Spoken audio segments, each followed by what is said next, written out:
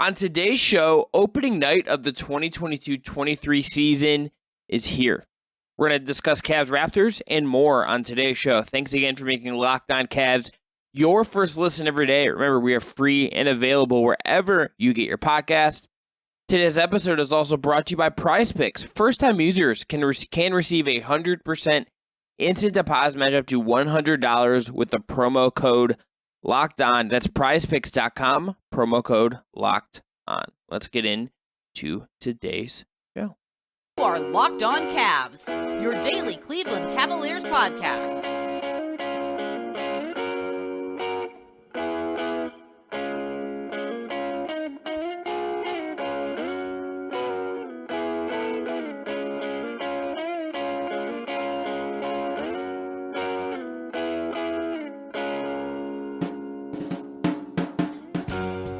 All right, the music you heard on the way in is from our friends at Astro Radio. Check them out on Apple Music or Spotify. I'm Chris Manning. That man over there is Evan Dammarell. We're going to talk again. Segment 1, all about Cavs Raptors. Segment 2, we're going to discuss some big keys to the Cavs' success this season. And in segment 3, we're going to make some predictions, some Cavs-specific predictions, and also some NBA-specific predictions. But Evan, let's get into Cavs Raptors first. This is a 7:30 tip. This is the first game of the season for both teams. The NBA season kicked off on Tuesday night with 2 matchups, but this is where the Cavs 2022-2023 campaign begins in earnest. When I say, what are you looking for? What are you looking forward to most in this game? Let's dive into it. What are you looking at as far as Cavs Raptors goes? I think it's a twofold thing. I think the fact that the Cavs can challenge Toronto on the interior quite a bit with Jared Allen and Evan Mobley, and to an extent, I guess Robin Lopez too, if he does get some burn, but you're not really looking for Lopez's offensive production in the grand scheme of life. It's just that counterbalance with the fact that Cleveland has made an upgrade in terms of three-point shooting in Donovan Mitchell and year 4 Darius Garland and possibly Evan Mobley, and then there's Kevin Love, there's possibly Dean Wade, Isaac Okoro, Karis LeVert, Jetty Osmond as well. Like, how do the Cavs kind of find that balance offensively? Because there is a chance they could really make some noise on the interior, because the Raptors have an interesting combination of length, youth, and athleticism to kind of handle the two-headed monster that is Mobley and Allen and whoever else they play alongside them, not just on the inside there. And it's just a way to kind of find balance. And friend of the program, Danny Cunningham, asked JP Bickerstaff about this on Mondays, after Monday's shoot-around, and more or less JB doesn't have like a set number in his mind of what the Cavs should be hitting in terms of three-point percentage or just three-point attempts overall. And now it's just kind of, you have to see, like, is it going to be like a situation like game 1 against Philly where Cleveland just kind of went within the flow of what the defense is giving them and just kind of getting easy looks on the perimeter? Or do you see them kind of looking to get some easy shots on the perimeter and then get the interior going, or vice versa? I don't know. It's going to be interesting to see how this offense functions for Cleveland.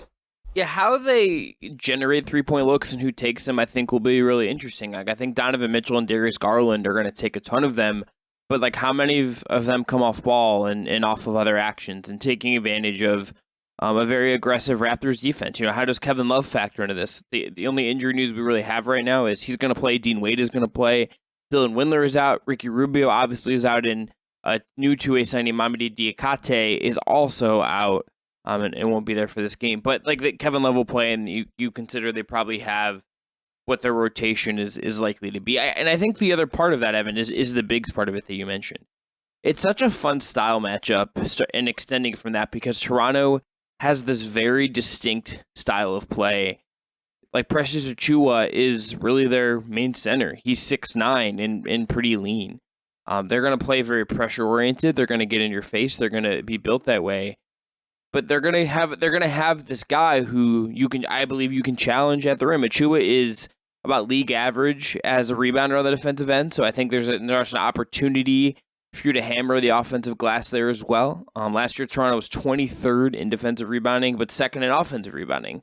The Cavs, on that same note, were below average in stopping and preventing teams from getting offensive rebounds last year. So, like, I think there's just like a battle on the interior that will be there. There's clear advantages for the Cavs, particularly if, you know, Allen's post-up stuff looks good, and also Evan Mobley maybe shows a little something there as well.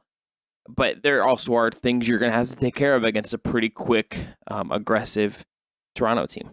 Yeah, quick and aggressive is definitely a good way to go about it with this Raptors squad. I guess technically speaking, like you said, Precious Achiuwa is their only center, and he is small at 6'9", but and Chris Boucher as well. Yeah, but the rebounding note is something interesting that you noted. Like the Cavs are lacking Larry Marketing this season, and sure, Marketing may not like affect the grand scheme of offensive boards or defensive boards for Cleveland this season in the grand scheme of things, and they have to kind of figure out, like, okay, can Evan Mobley and Jared Allen provide enough size on the interior to prevent some of these second chance opportunities that Toronto's kind of looking for? Or do you ask, like, Dean Wade, Kevin Love, can you maybe step up a little bit? Or do you see a little bit of burn from Robin Lopez just so you can keep some of these guys out of foul trouble and just have an extra big body out there to prevent some of these offensive rebounds and easier second chance opportunities for Toronto?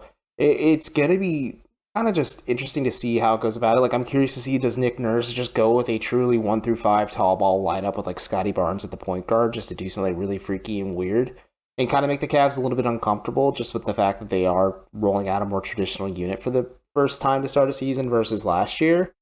But the rebounding aspect is interesting just because Marketing was big. He is a legitimate 7-footer, so like that is a presence to box out and just kind of prevent easier offensive looks. And I noted this the other night when it was just Jared Allen by himself against the Atlanta Hawks, where like there were times where like the Hawks would just have John Collins and Clint Capella just like collapse on the interior off an offensive miss, and Allen can only box out one of them, then the other one's just going to get an easier second chance opportunity. So is Mobley equipped enough to kind of just stymie this? I think so, but it is definitely something worth watching, especially when you point out how good the Raptors were in terms of offensive rebounding and just last season, and you would assume at least it translates into this year. This is just these are two teams, I think, ultimately that just play differently. They're going to approach their questions and what they're trying to do differently. I mean, the Raptors just have wings. The Cavs have, I think, a big advantage. Both these teams also have, superstar rookies, guys who were, Scotty Barnes wins Rookie of the Year. Evan Mobley finished second. I think arguably should win the award. I think we're in a really interesting place just with these two teams, and this is just like a game that feels like it's going to matter. If you think about even just in the context of how loaded the East is this year, like winning these head-to-head matchups is gonna be important if you're Cleveland. You need to maybe take advantage of some of this if you can. Evan, is there a matchup in this game that you're kind of most intrigued by? I'm mostly intrigued by how the Raptors will defend Donovan Mitchell. And kind of what looks they throw at him, and then kind of how that extends to Garland as well, because they just have different things they can throw at Mitchell. And this is the first time we'll obviously see all four of those guys together on the Cavs side of things. But is there anything in particular as we wrap up here that you are most intrigued by?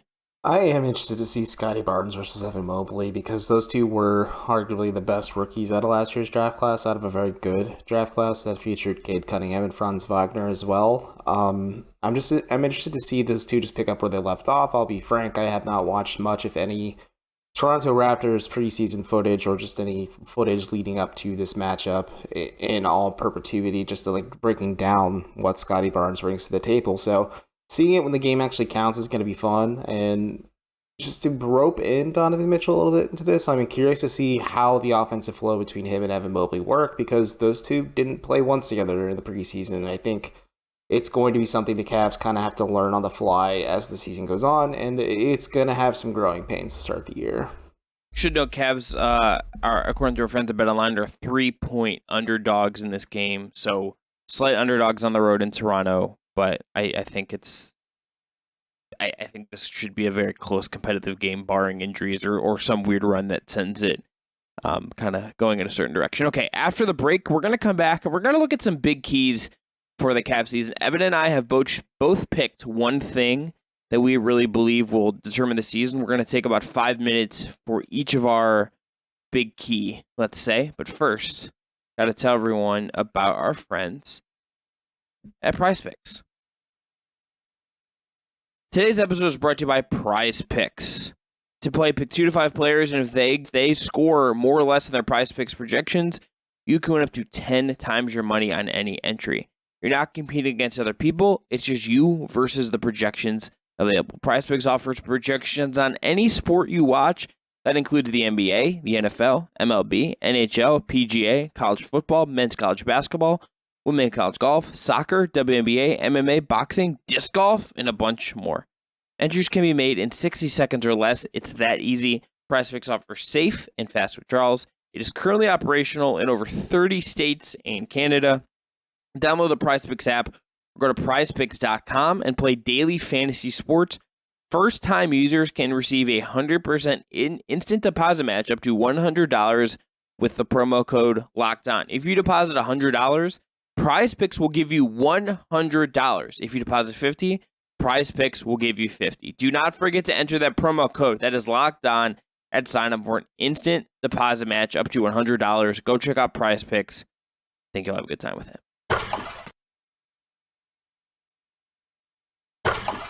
Okay, back here on the Locked On Cavs podcast, I'm Chris Manning.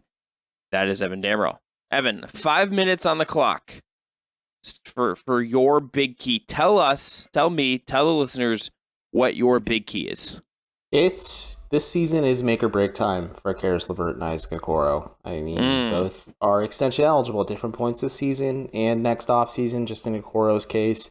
And these are two guys that are obviously going to be pushing one another for the starting small forward spot. I think it's going to be Caris LeVert when things open up in Toronto, but I wrote this for Down Euclid. If you look at their numbers, they had roughly the same minutes per game during the preseason. Granted, Okoro played a heck of a lot more in games 3 and 4, but regardless of that, they had pretty similar statistical output. I think LeVert provided more playmaking. They had a little bit more of a scoring bump. Okoro was a lot more efficient with his looks, and just the fact that he just was shooting otherworldly numbers in game 3 and 4 in the preseason. Like, these are two dudes that are going to push one another, and I think they're both going to have to prove, like, hey, this is why I'm worth the money I believe I'm worth in the upcoming offseason. And let's say this Cavs team does have the makings of something to become, the best team in the Eastern Conference, not this year, but maybe next year, the year after that. If you're LeVert or Okoro, ideally you'd like to stick with Cleveland, and maybe when it comes down to it in a playoff series, if you're able to maximize that either of these players, like which one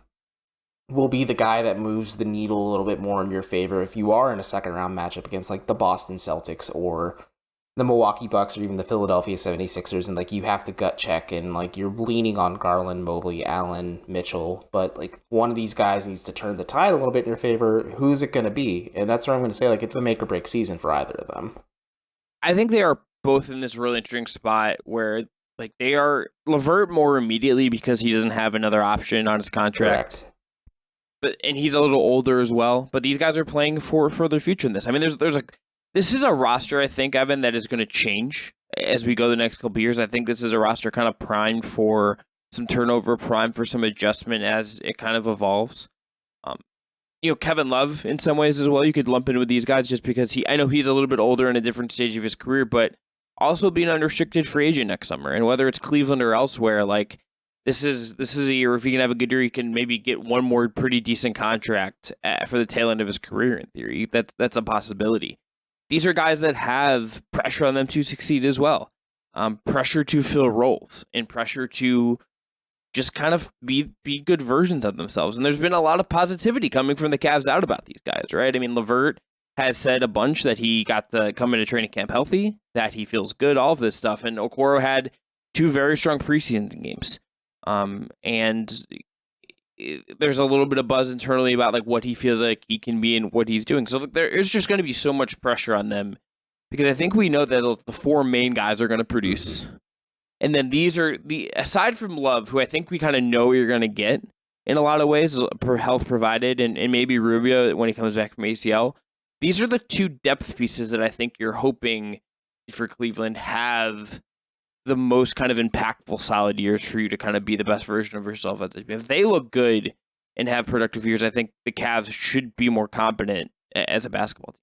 I think that also these two can kind of capitalize a little bit, at least financially. Let's just say, because like you said, LeVert doesn't have that option, Isaac Okoro does. And let's say the Cavs decide not to commit money to both of them, they choose Isaac. If you're Caris LeVert, if you can maximize your opportunities through spread pick and rolls, as an off-ball shooter, as an off-ball slasher, cutter, rim pressure guy, whatever you name it, and also a guy who functions well with the ball in his hands, like you can cash in, like you said, for your last check because you are the fifth banana next to four guys that are very much ahead of you in the pecking order. And if you get 10 to 12 points a night on pretty good shooting splits, some assists, some rebounds, maybe a couple steals on a night-to-night basis, like, you could set yourself up nicely for your next contract if you're Karis LeVert, or if you're Isaac Okoro, because, yeah, like you said, there's a lot of internal talk about him being that guy taking the step, but I need to see 10, 15 games of tangible footage, and I think that's where the pushing each other comes into play, but we'll see what happens. It'll be interesting. But Chris, what is like your major key,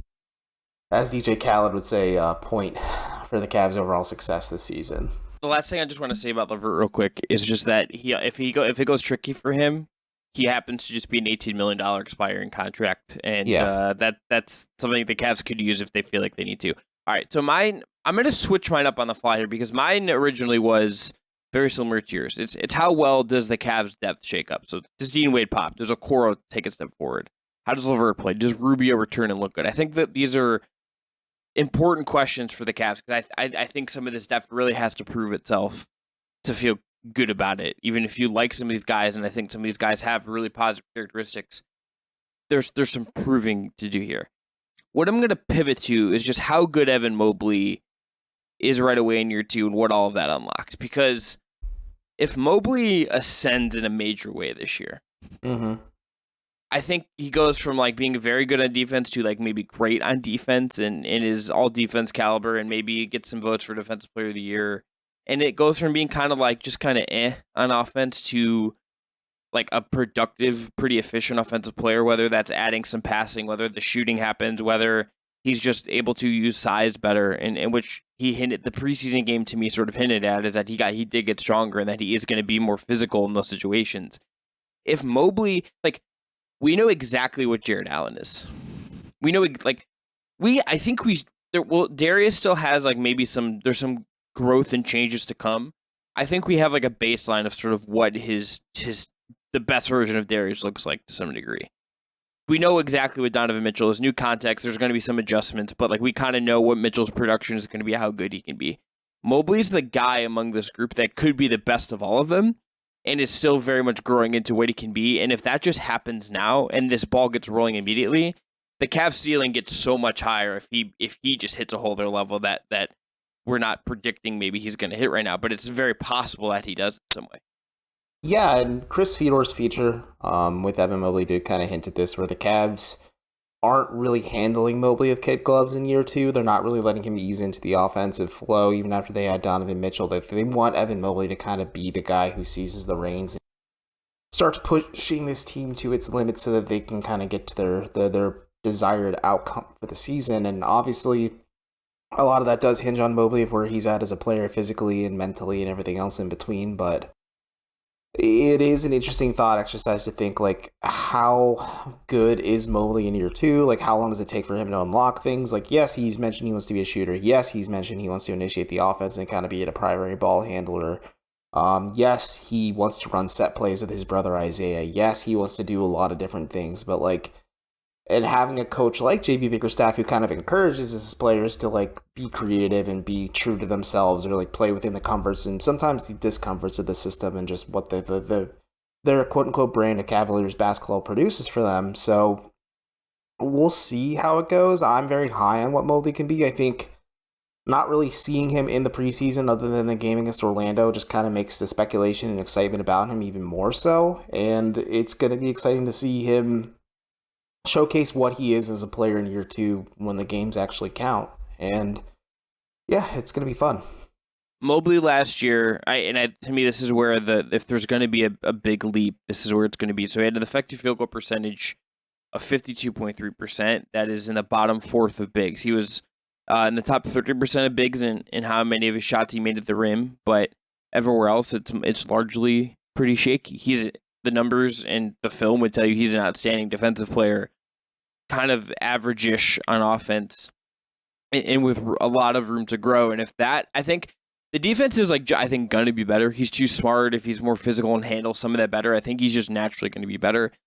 It's the offense where if like he ascends on offense in some way, that will, I think, not only make him better, but I think the Cavs offense, which could be like, I think somewhere around like a top 10-ish offense, has a higher ceiling as well. If he just starts adding things like everything just will look a lot easier, I think. Oh, I absolutely agree. And I think top 10-ish is probably the peak of this Cavs team offensively. Like, they still have questions on the wing, but like I think they have the pieces individually to kind of like have some firepower on both ends of the floor. It's just trying to figure out how to make it work cohesively. And this is just like a minor point of mine that I'm just kind of going to watch at least to begin the season. Will this organization be patient out the gates with JB Bickerstaff? Like, I think he's the right coach for this team. He's built a strong, sustainable culture. And I wrote this just verbatim, but the culture alone isn't going to win games for Cleveland. And when they struggle, Bickerstaff is going to be the one who gets the brunt of the blame.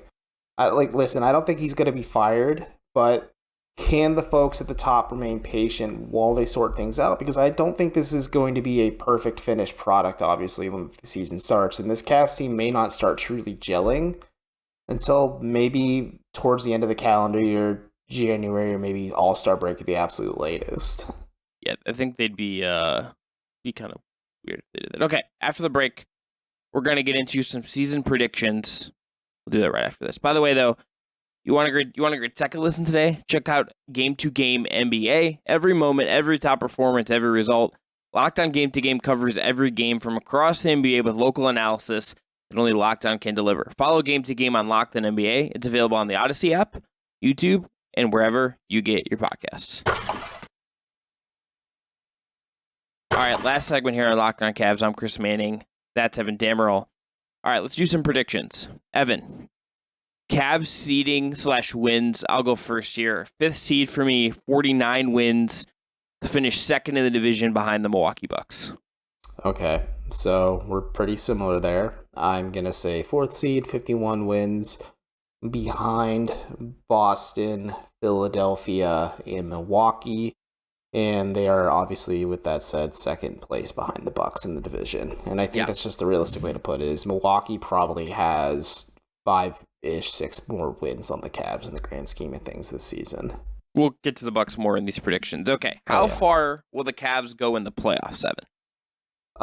It depends on the matchup, but their floor for me is the second round, and their ceiling is the Eastern Conference Finals, because if you can avoid having to deal with Milwaukee, Boston, Philadelphia, at least until the second round and possibly the conference finals, that's good. Obviously, it depends on how the seeding goes too. If the Cavs slip to like 6 or possibly 7, like that changes things quite a bit too. But I think the ceiling for this team is the ECF, and then like this is going to be just a valuable experience because they're going to probably run into one in Milwaukee or Boston at that point when they hit the conference finals. Yeah, I think second round is about as far as I think they're sort of built to go this year. I think like next year it's where like I think really this is like a 2023-2024 like that's where like the mega level up happens in some ways. That's kind of what I would guess. I think look, just based on who they get in round 1, if they fall to 6 and like Milwaukee's the 3rd seed, they might be a win it out team. Like they just might. Like if they, and again, like just look at the Eastern Conference. We've done this exercise before, but look how many good teams there are. There's going to be 2 good teams in the play, and if they happen to be there for whatever reason and navigate that, they're like the 7th seed, and they get like Boston or Philly or Milwaukee in round 1. That's just going to be really hard. So like I think like they could be like a really good team that still like ends up just making the first round and losing there. Like I don't think that's necessarily like an indictment on what this will be. Okay, Evan, let's do team MVP. Who do you think will be the MVP, the most valuable player on the Cleveland Cavaliers at the end of the season? I'm going to say Darius Garland, just because he is the engine of this offense, and he's still going to make things function a lot of ways. And I still think there is a year 4 leap from him. I'm not fully sure it's most improved player stock category, just in the grand scheme of the NBA. I do think those honors are going to go to Tyrese Maxey, but I think Darius Garland will lead this team will only go as far as Darius Garland can take them, and obviously Donovan Mitchell is going to push him quite a bit too, but that's who my pick is, just because the ball is going to be in your point guard's hands more often than not, and that's pretty much MVP stuff for me there. I want to be really hipster, and not even hipster, but just like me and pick Mobley, but I think it's going to be Mitchell. I think Mitchell, even if like we feel like at the end of the year, like maybe Darius is ascending in the same way Mitchell maybe is at a certain level or whatever that looks like, Mitchell is just going to make things so much easier, and he's going to be the big addition you've done to drive the impact of your offense in some ways. And if he's Mitchell, like that guy is right now the best player in this team. So I'm just going to go default and say I think Donovan Mitchell is just going to change some things in this offense and make it a lot more potent. And he ends up just being the MVP in that way. But like, it wouldn't shock me if it's Mobley or Garland. Okay. NBA predictions now. Evan, Eastern Conference champions. Who do you got? Boston Celtics. It's I've been kind of stressing this the last few days of the show that the Celtics could have won the championship last year, but didn't. And I think them having an overwhelming combination of youth and also just youth at two of the most key positions and a top 5 player in Jason Tatum and a top 10 to 15 player in Jaylen Brown, like, is really going to set the pace for them. And I think just a really interesting combination of young players and assets. It will make them fun. The Ime Udoka and the lack of him question is going to be an interesting thing to watch as the season starts for Boston. But if they look comfortable and pick up right where they left off, they seem like a pretty easy pick for me to make the finals again. Like, I feel like they have found a way to deal with Milwaukee in the grand scheme of things. To me, that's both. Milwaukee, I think, like, with a healthy Chris Middleton, very well beats Boston last year. Like that, like, and yes, Chris Middleton's going to be out to start the season, and we'll see if he's healthy at the end of the year. They've never totally replaced the PJ Tucker minutes from when they won the title, and that's a thing as well. But I'm going with the Milwaukee Bucks. I think Giannis is the best player in the league right now. I think he is. There's no way you can solve what he does, and I think particularly if they have Middleton, Drew, and Giannis, and Connaughton and all these guys, like, I think they have a really good team. I just trust Giannis just kind of to give them that edge in that way. But like, I think it could be one of them. I think it could be either of the two teams we've mentioned, or like, it very well could be Philly, and I wouldn't be like flabbergasted if Philly wins the East. Okay, Western Conference champion.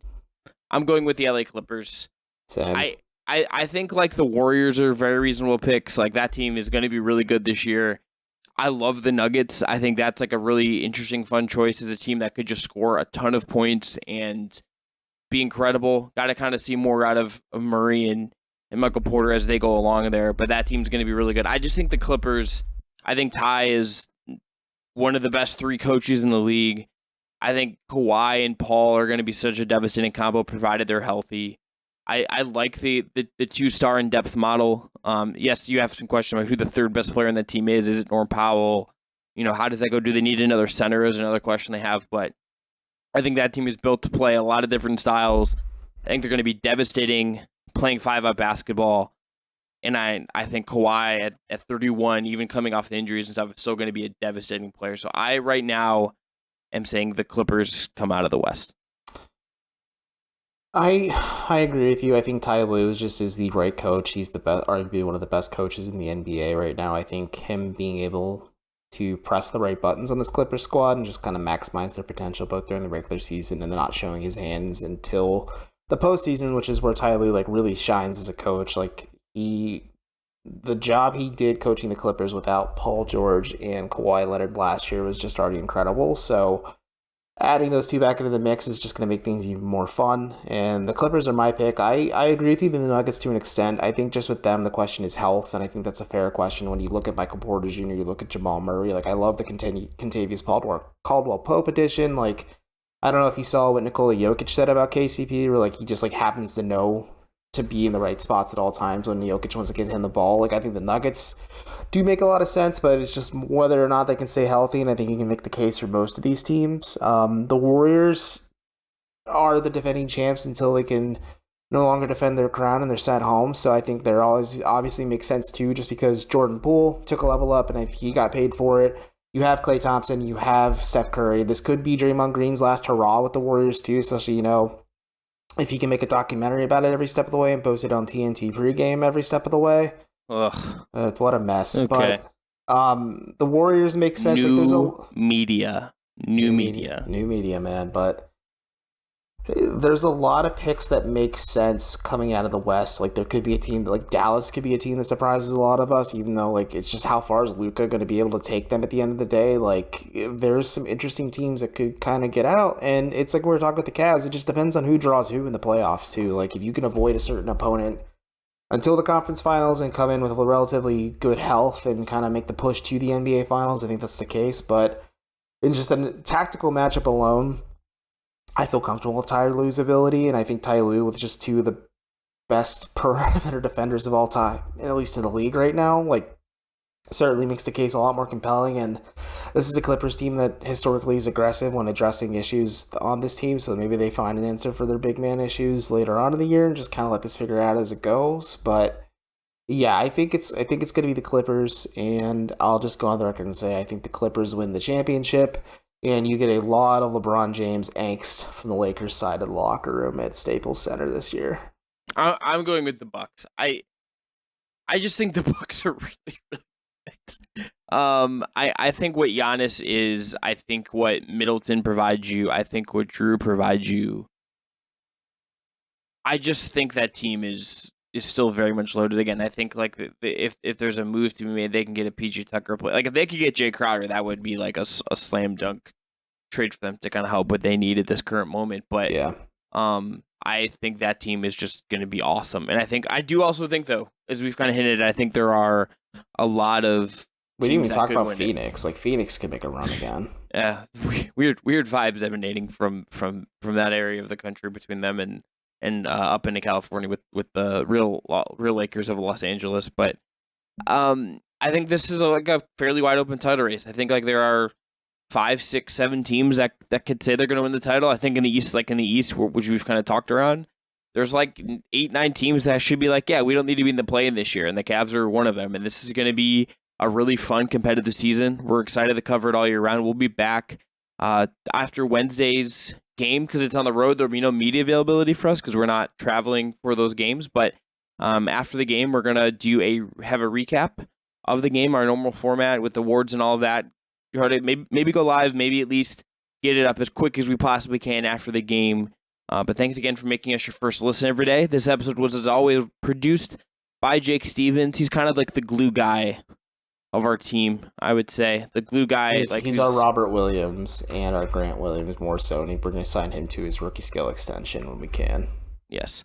We'll be back again tomorrow after Cavs Raptors. Hope you tune in for that. Now make your second listen today. Locked on NBA. It is everything you can need in covering the NBA. Every single day, you're going to get every big story covered there. Check that out if you haven't already. I'm Chris Manning. That's Evan Dammarell. We'll be back tomorrow. The season is here.